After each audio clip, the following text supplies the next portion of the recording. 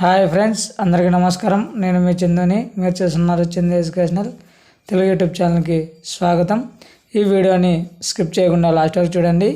ఈ వీడియో మీకు నచ్చినట్లయితే ఒక లైక్ చేసి కిందన్న సబ్స్క్రైబ్ బటన్ని సబ్స్క్రైబ్ చేసుకొని దాని పక్కన ఉన్న గంట సింబల్ని నోటిఫికేషన్ యాక్టివేట్ చేయండి. పాన్ కార్డుకి మరియు ఆధార్ కార్డుకి ఎవరైతే లింక్ చేసుకున్నారో వారందరికీ కేంద్రం నుంచి ఒక గుడ్ న్యూస్ అనేది రావడం జరిగింది.